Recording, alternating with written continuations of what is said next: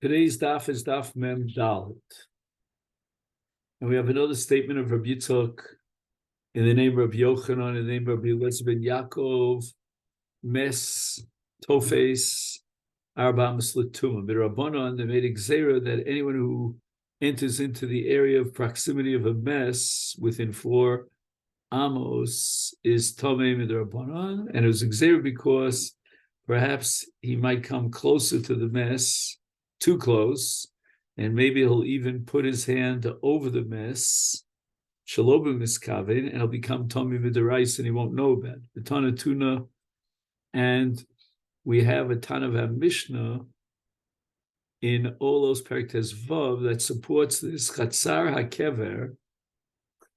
Okay, we really need a picture of this, which we don't have, but based on the Gemara Bava Basra, Daf Kuf, their minig was to dig into a ma'ora. They dug a subterranean cave, and that's where they buried the mess. And it was the mess was all the way over, let's say, inside near the walls of the cavity. And they put up a wall with a door, a partition, and then people would come in and go into the door.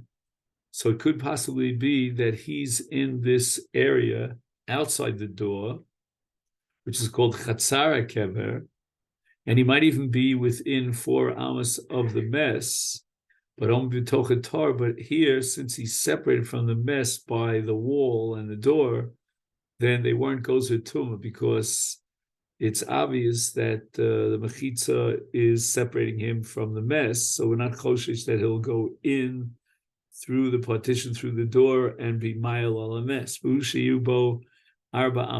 chotzer has to have a significance to it, according to Divrei Beit Shammai. Beit Shammai shittas, you need 4 by 4 amos in order to make it into a mokum chashiv, and it's cholik rishus liatz.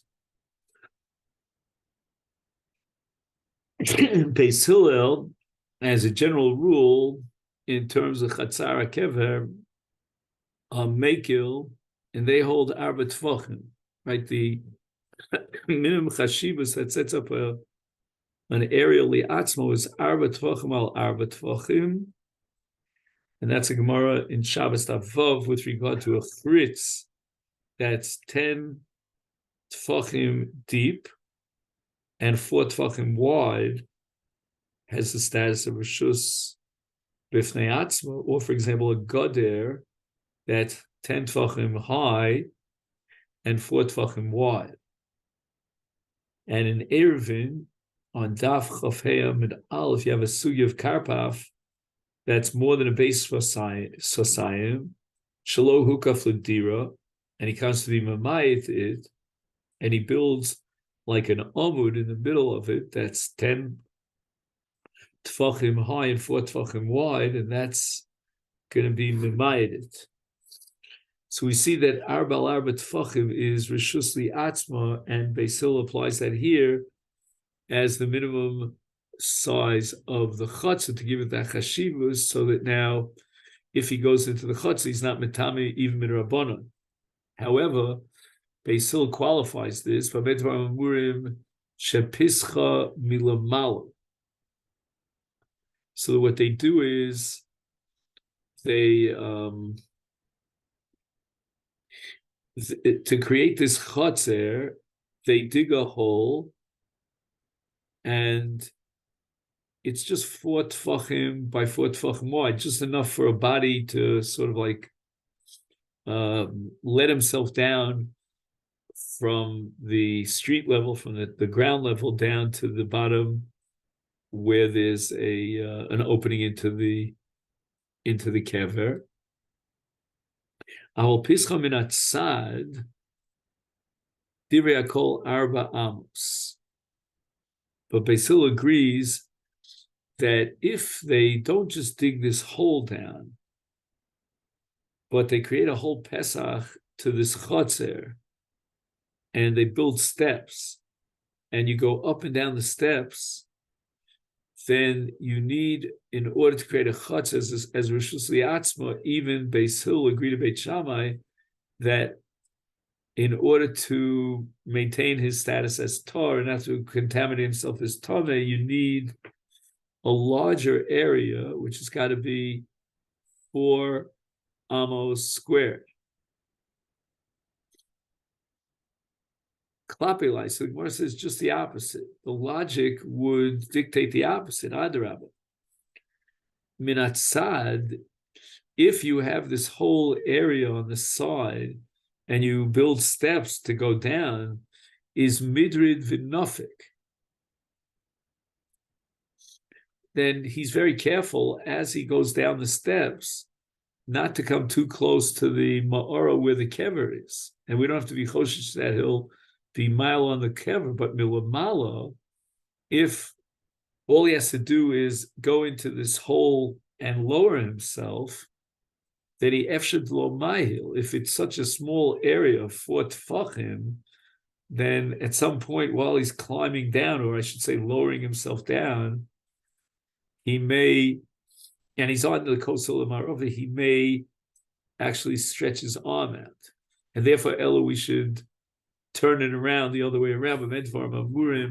When does Beis Hillel lenient and he allows for 4 tfachim, that's only Pischa Minatzad, where he goes down the steps and we have no chashash that maybe he'll stretch his arm over the kever on his way out, but therefore the Chacham did not make a Gzeir of Tumah. Avol, but in a case of Pischa Milamala, where he just lowers himself by jumping into this hole and somehow climbing by lifting himself up, then 4 tfachim is not enough, and he needs arba amos. Now the Gemara says that this was a proof that was being adduced to support Rabbi Eliezer ben Yaakov, Ahani Mili. When do we say that if a person stands close to the kever, but he's inside a chatzar kever, he's not makabel tuma, that's only the mesaima mechitzasa, that there's clear partitions that obviously separate him from the kever, and there's no chashash there'll be mile on the kever. Well, mes bialmav, if there's a corpse that's in an open area, and then there's a real chashash that maybe he'll be mile, is toughest. Then we have the halach of arba amos. Anyone enters into 4 amos within the proximity of the mess is metami v'rabbanon.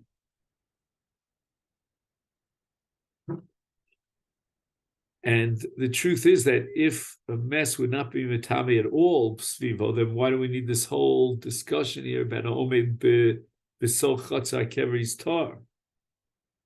Okay, we go back to the Mishnah. The Shotrim will declare to the Chayalim, the soldiers who are going out to war, the pasuk, Nia ish asher eras isha v'lo l'kacha yelef v'yashov l'veiso. Torah Rabbanu, we learned in a brisa. Asher eras. So it sounds like it's an erisin of a first marriage. And included in this is Echad Amaris Absula for her, it's a first marriage. Echad Amaris Salmono, or it's a second marriage. Echad the Echad Shomeres Yaman, Vafilu Chamisha Achim, Umeis Echad Bevilchama Kulam Chozve.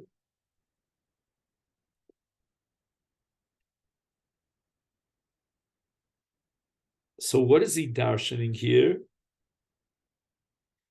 It could have said Asher Eras Isha,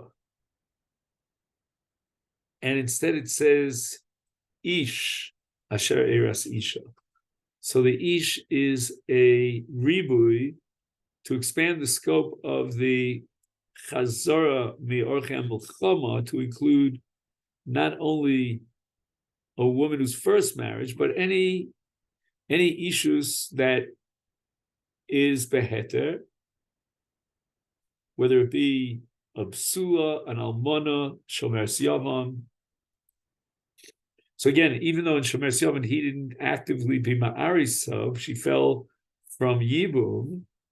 And even if you have 5 brothers, so she fell for Yibum from her late husband to 5 of his brothers.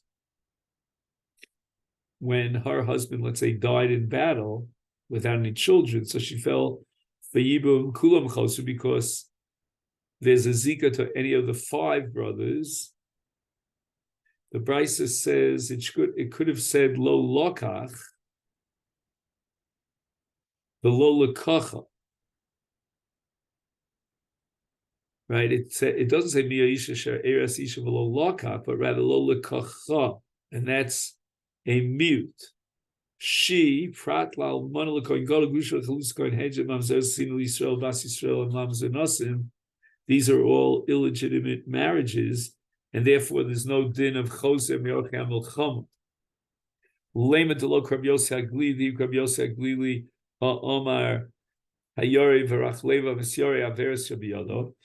Well, guess what? According to Krab Yosei Haglili, he should be Choser because he's afraid of the Avera here. He was Ma'aris, a woman who's Asuralav, and the Gemara answers Afilu Tema Rabbi Yossi Aglili. We could reconcile this with Rabbi Yossi Aglili, Kid Rabba, Dioma Rabba, Li Olameno Chayav Ad Sheyivo.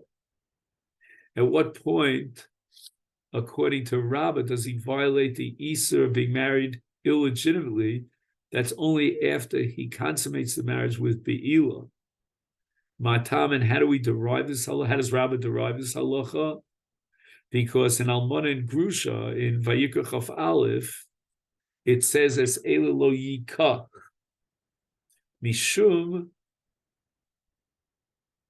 Now the very next pasuk says V'lo yechalel zaro bi'amav.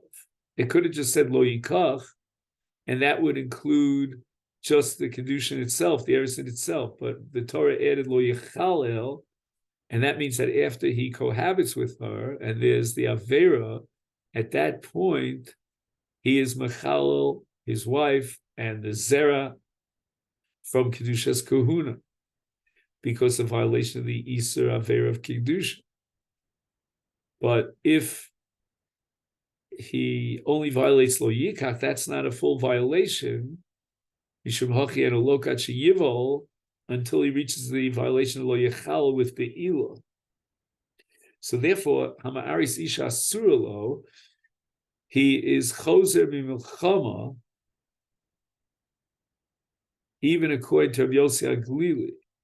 I'm sorry, he's not choser b'milchama because of the fact that she's asura olav. And even though, according to Rabbi Yossi Haglili, you might think that he should be choser for a different reason. I mean, he should not be choser for a different reason because, he should be choser for a different reason because he's Yomi Averes Shabiyado. And the answer is that since he didn't consummate the marriage with Be'ilah, he hasn't violated Yisrael Erusin. And therefore, I need the miyut of the pasuk shelo yashuv, because otherwise I would think he should be yashuv because of the erusin beheter. Ton Rabbanon.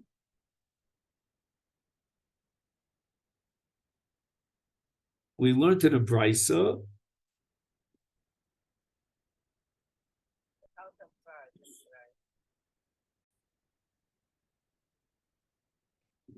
So now the brisa in the psukim of the Azhara that he should go back from Orchem Milcham, it says Asher Bona. And then it says Asher Nota, and then it says Asher Eras.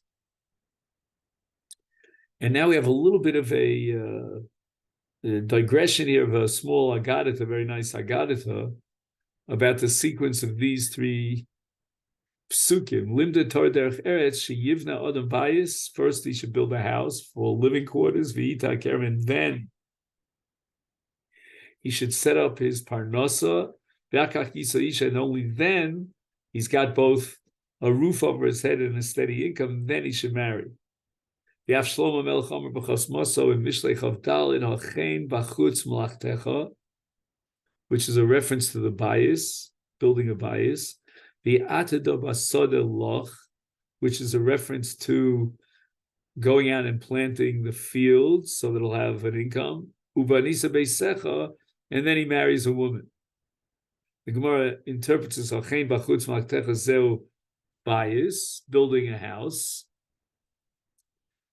that he makes a place that's panui v'chutz, and then he has an area that's ready for his malacha, which is called the Ata v'Sadalach, and then Zeh Kerem, he plants the vineyard, and when it says Achar Ubanisa Beisecha Zo Isha, she's called a bias. And that's Gemara at the end of Shabbos, Kori Liishto Beisa. Dover Achar, another possible interpretation of the Pasuk in Mishlei, Achein Bachutz Malachtecha Zem Mikra, which is Tanakh, and V'ato Basadilach Zeu Mishnah, learning a Mishnah, and V'achar Banisa Beisecha Zeu Gemara. Dover Acher, another way of interpreting the pasuk in Mishlei is Hachein Bachutz Malachtecha Zem Mikra U Mishnah, and then V'atida Basadilach Ze Gemara, and then V'achar Uvanisa Beisecha is Elu Masim Tovim. So after you've learned, Mikra, Mishnah, and Gemara, then you're ready for Masim Tovim. Rabbi Lezer ben Oshel, Rabbi Yosef Glili Omer Hachein V'chutz Malachtecha Zeu Mikra, Mishnah, Gemara. The Atado Basada Loch Elu Masim Tovim, and Acher Vanisa Beisecha Drosh V'Kabel Schar. And the Meiri interprets this that he should be mashpia on others. The Maharsha says that this is Mosif al Akodem, Shacharei she'igil l'masim tovim yachkor b'chachma iyunis.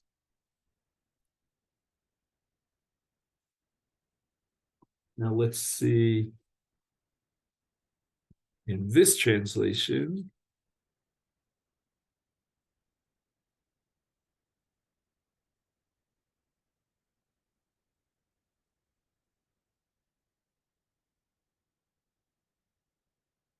just see where we're up to here. Sorry.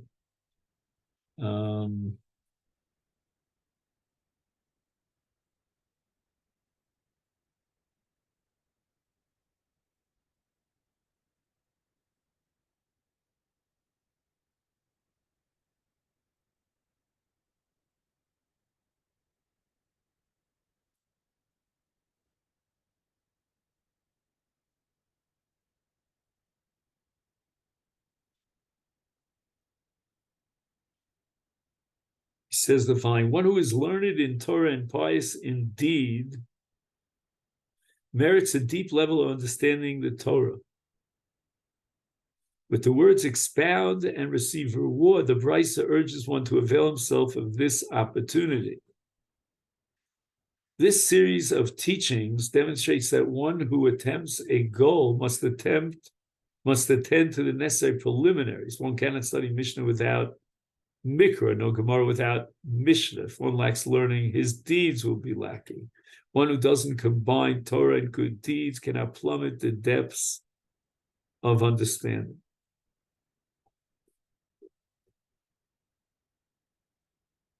The elu she'ein chozrin abona beishar. Rabbi Yehuda Omer af abona bayis al mechono lo yechosefi rebuilds his house exactly as it was before the same location. Eino chozer, according to Rabbi Yehuda, Tada, but if hosifulo, they added something to the new replacement house, even demos echad, one row of bricks, whether it be on the top or to add to the strength of the ovi habinyan, the thickness of the walls, then it's already not al mechono, it's already a new bias v'chozer, and he goes back. Rabbi Lezer Omer af aboda beis levenim b'sharon lo yechozer v'nei shevachadshim oso pa'amayim b'shavua. So when they build a bias the bricks that they make from the local clay in Sharon, were made out of Sharon, is then such a building has to be replaced every 3.5 years, every 7 years, got to do it twice, because it's a temporary structure, and a temporary structure is not considered a bias, and therefore any chose. The elu she'ein zozim imkono. These are the following categories of people who remain in the house. They don't even go to hear the Kohen Mashuach Mocham make that announcement. They don't even do the back work, the oref, the echelon, the back echelon behind the scenes. And they are Tarabanan Isha Chadasha, Ainli Ella Isha Chadasha, Almanu Grusha Minayin. She's also called Isha Chadasha Lomer Isha Mikol Makom. So in Cain, Matam Lomer Isha Chadasha, Chadasha Lo Yotza Mishamachse Grusha Seine Chadasha Lo, and Tanrabanan Lo Yetze Batsava Yachol Batsava who delo Yetzav Yaspik Mayim Umaz Viskaim Adrachim Visakin Adrachim. Maybe these individuals who, let's say, he married a woman with Nesuin, but 12 months haven't passed yet, is I might think he has to do the behind the scenes work. Talmud Lomer V'lo Yavar Olav L'chol Dover She'eno Holech Li Af Dover Mitzarchei HaMilchama Yochanan Imar Ba'af Alpone Bayis V'lo Chanocho Notaker V'lo Tchilo Eras Isha V'lo Lekacha, that they should be exempt also from Lahaspik Mayim or L'sakin Es Hadrachim. Tavalomer Olav. Olav is a mute. Olav, after already he brought her into the Nesuin, or he was already mechanech his bias, or he's mechal his kerem, iato mavir, then you stay home, you don't go at all to participate in the war effort. Avalato mavir ala cherim.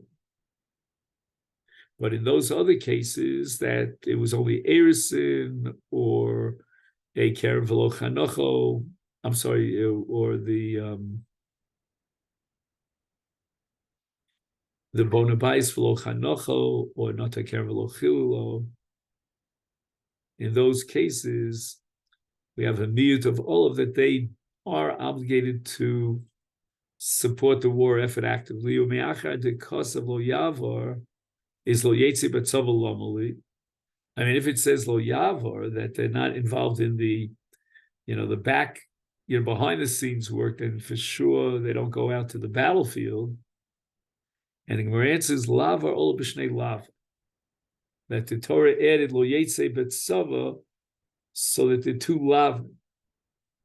Not only does he violate lo yavar all of l'chol dover, but he also violates the lav of lo yetze b'tzava.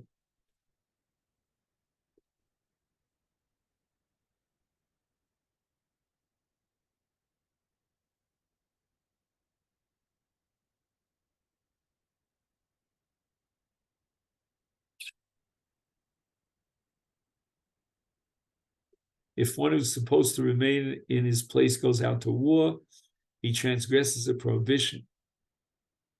And without these words, it'd be liable for only one transgression. Now he's liable for two.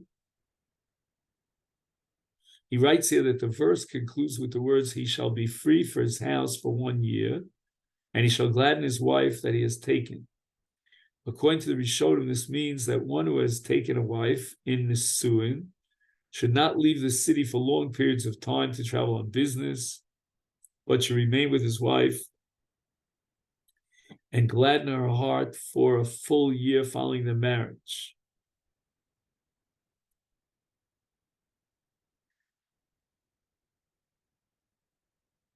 The Mishnah says on the pasuk, "V'yasfu hashotrim l'daber la'am," the officers shall add, they shall speak to the nation, they shall say, who is the man who is frightened and faint of heart? Let him go and return to his house, and let him not melt the hearts of his brethren like his heart. This proclamation, like the ones regarding those who built houses or planted vineyards or performed erisin, was made at the border, not at the battlefield. The Mishnah does not tell us whether the officers recited this verse in Hebrew. Karen Ora states that they did. The Rambam implies as much. Karen Ora explains that the verse is prefaced with the words, "They shall speak to the nation." Accordingly, the pasuk is included in the Gzeir Shav of "speak, speak," daber, daber. And we stated with regard to the first three mentioned in the verse, one who was built, one who was planted, one who has performed the erisin, that there is some question as to whether they are permitted to return or whether they are obligated to do so. In this case, there's no question. One who is frightened or faint of heart is undoubtedly obligated to return, for the pasuk ends, and let him not melt the hearts of his brethren like his heart. And that constitutes a prohibition against remaining with the army. The Mishnah does not say whether one who is frightened performs rear echelon duties, such as supplying food and drink to the army or building the roads. The Rambam seems to imply that he does. He is obligated. And here the Mishnah records a machlok between Rabbi Kiva and Rabbi Yosef Agli. Rabbi Kiva Omer, Hayori v'rach halevav she'enu yochel lamad v'kishrei milchama v'liros cherev shlucha. He's overwhelmed by fear of battle. Rabbi Yosef Agli Omer, Yori rach levav v'zeu amisyori min averos shebiyoda.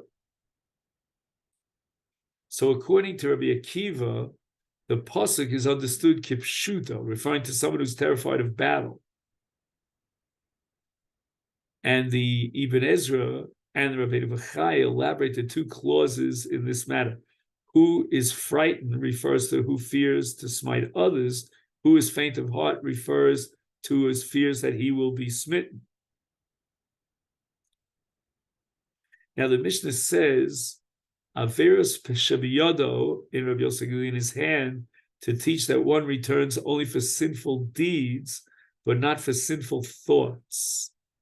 Alternatively, in his hand alludes to the law of palmistry. He fears the sins that can be read in the lines of his hand, of his palm. The Fichach Tolsalo Torah es kol elu sheyachzor beglola. In other words, so as not to embarrass the person who sinned when he leaves the front lines and goes home because of his sins. The Torah also required those who build and plant and marry that they should go back, and then you don't know who went back for what reason. Rabbi Yossi Omer, Almona lekoin gadol. Rusha v'chalutz l'koin hedja mamzeres l'sil Yisrael v'Yisrael mamzel l'nosin harei hu hayori v'terach levav. So any of these illegitimate marriages would fit into the category, according to Rabbi Yosef Glili, of someone who is frightened and faint of heart because of averos shabiyod.